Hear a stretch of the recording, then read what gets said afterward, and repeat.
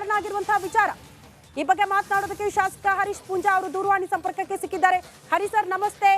ರಾಜ್ಯ ಸರ್ಕಾರ ಹಳೆ ಪ್ರಕರಣಗಳಿಗೆ ಮರುಜೀವ ಕೊಡ್ತಾ ಇದೆ. ಫಸ್ಟ್ ರಿಯಾಕ್ಷನ್, ದತ್ತಪೀಠದ ಹಳೆ ಕೇಸ್ಗೆ ಮರುಜೀವ, ಮರು ಆದೇಶಕ್ಕೆ ರಾಜ್ಯ ಸರ್ಕಾರ ಮುಂದಾಗಿದೆ, ಏನ್ ಹೇಳ್ತೀರಿ?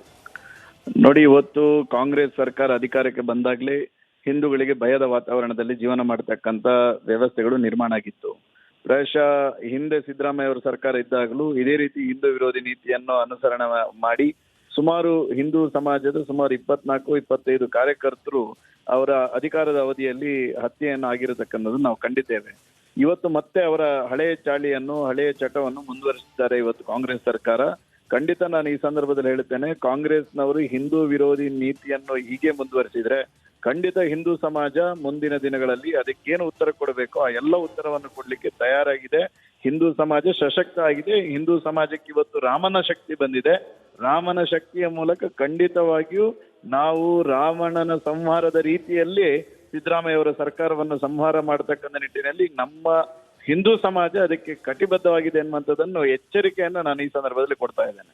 ಹರಿ ಸರ್, ಏನ್ ಕಾರಣ ಅನ್ಸುತ್ತೆ? ಈಗ ಹಿಂದೂಗಳ ಭಾವನೆ ಏನಿದ್ರು ಕೂಡ ಅಯೋಧ್ಯೆಯತ್ತ ನಟ್ಟಿದೆ, ರಾಮ ಮಂದಿರ ಉದ್ಘಾಟನೆಯತ್ತ ನಮ್ಮೆಲ್ಲರ ಚಿತ್ತ.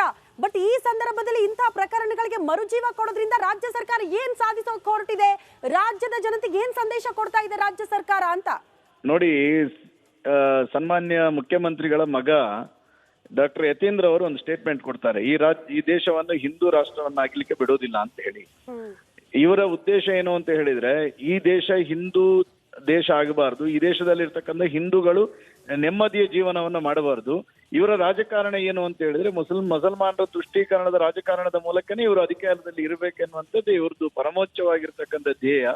ಅದರ ಜೊತೆ ಇವತ್ತು ಕರ್ನಾಟಕದಲ್ಲಿ ಯಾಕೆ ಈ ರೀತಿಯ ಹಿಂದೂ ವಿರೋಧಿ ಹೇಳಿಕೆಗಳನ್ನು ಕೊಡ್ತಾ ಇದ್ದಾರೆ ಅಂತ ಹೇಳಿದ್ರೆ, ರಾಜ್ಯದಲ್ಲಿ ಅಭಿವೃದ್ಧಿಯ ಕೆಲಸ ಮಾಡ್ಲಿಕ್ಕೆ ಇವ್ರ ಹತ್ರ ಅನುದಾನಗಳಿಲ್ಲ, ಇವ್ರ ಹತ್ರ ಅದಕ್ಕೆ ಬೇಕಾಗಿರ್ತಕ್ಕಂಥ ಗ್ರಾಂಟ್ ಇಲ್ಲ. ಇವರ ಆಡಳಿತದ ವೈಫಲ್ಯವನ್ನು ಮುಚ್ಚಾಕ್ಲಿಕ್ಕೆ ಹಿಂದೂ ವಿರೋಧಿ ಧೋರಣೆಯನ್ನು ಇವತ್ತು ವ್ಯಕ್ತಪಡಿಸ್ತಾರೆ. ಅದರ ಜೊತೆಗೆ ಮುಂದಿನ MP ಚುನಾವಣೆಯ ಸಂದರ್ಭದಲ್ಲಿ ಮುಸಲ್ಮಾನರ ತುಷ್ಟೀಕರಣ ಮತ್ತು ಮುಸಲ್ಮಾನರ ವೋಟ್ ಬ್ಯಾಂಕ್ ರಾಜಕಾರಣವನ್ನು ಇಡೀ ದೇಶಕ್ಕೆ ಸಾಧಿಸತಕ್ಕಂಥ ನಿಟ್ಟಿನಲ್ಲಿ ಸಿದ್ದರಾಮಯ್ಯ ಅವರ ಸರ್ಕಾರ ಮುಂದಿದೆ ಎನ್ನುವಂಥದ್ದನ್ನು ಇವರ ಸೋನಿಯಾ ಗಾಂಧಿ ಅವರಿಗೆ, ರಾಹುಲ್ ಗಾಂಧಿ ಅವರಿಗೆ ಪ್ಲೀಸ್ ಮಾಡಬೇಕು.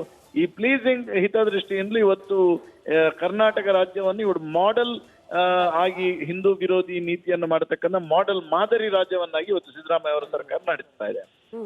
ಅಲ್ಲ ಹರೀಶ್ ಸರ್, ಈಗ ರಾಜ್ಯ ಸರ್ಕಾರದ ನಡೆ ನೋಡಿದ್ರೆ ಯಾವುದೊಂದು ಸಮುದಾಯದ ಓಲೈಕೆಗೆ ಸಂಬಂಧಪಟ್ಟಂತೆ ಇಂಥ ನಿರ್ಧಾರಗಳನ್ನ ಕೈಗೊಳ್ತಾ ಇದೆಯಾ, ಅಥವಾ ವಿಷಯವನ್ನ ಬೇರೆಡೆಗೆ ಡೈವರ್ಟ್ ಮಾಡುವಂತ ಕೆಲಸಕ್ಕೆ ರಾಜ್ಯ ಸರ್ಕಾರ ಮುಂದಾಗ್ತಾ ಇದೆಯಾ ಅನ್ನೋದು ಬಹಳ ಸ್ಪಷ್ಟವಾಗಿ ಸಮುದಾಯದ ಓಲೈಕೆ ಅಂತ ಅನ್ಸುತ್ತಾ?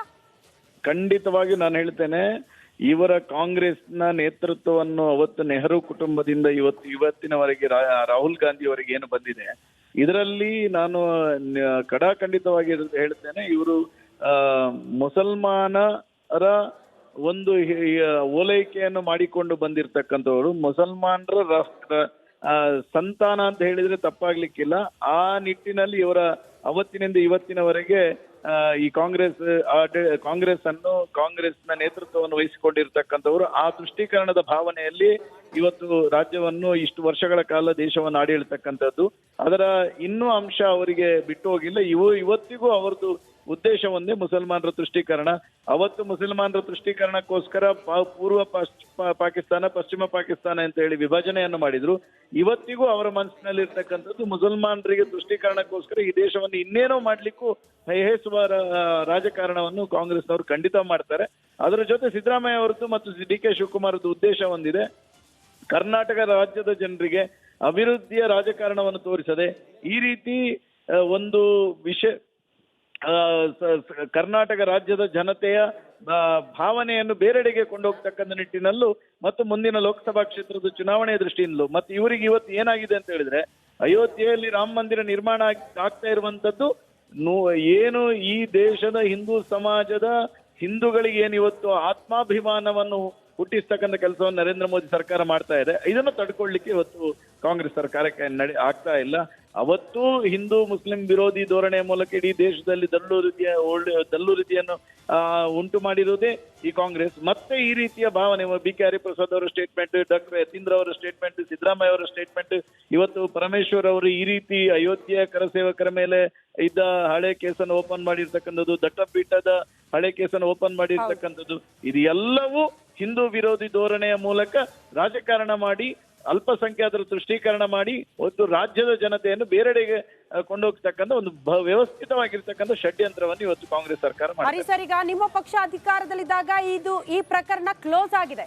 ಈಗ ಅದನ್ನ ಮತ್ತೆ ಮರುಜೀವ ಕೊಡ್ತೀವಿ, ಮರು ತನಿಖೆ ಆಗಬೇಕು ಅಂತ ಸಿಎಂ ಸಿದ್ದರಾಮಯ್ಯ ಆಸೆ ಪಟ್ಟು ಆದೇಶ ಕೊಟ್ಟಿದ್ದಾರೆ.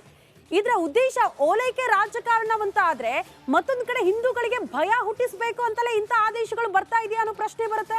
ನೋಡಿ, ಇದು ಏನಂತ ಹೇಳಿದ್ರೆ ರಾಮ ಮಂದಿರ ನಿರ್ಮಾಣ ಆಗ್ತಾ ಇದೆ. ರಾಮ ಮಂದಿರದಲ್ಲಿ ರಾಮನ ಪ್ರತಿಷ್ಠೆ ಆದ ನಂತರ ಇಡೀ ದೇಶದ ಹಿಂದೂ ಸಮಾಜಕ್ಕೆ ವಿಶ್ವಾಸ ಭಾರತೀಯ ಜನತಾ ಪಾರ್ಟಿ ಮೇಲೆ ಖಂಡಿತವಾಗಿಯೂ ಬರ್ತದೆ.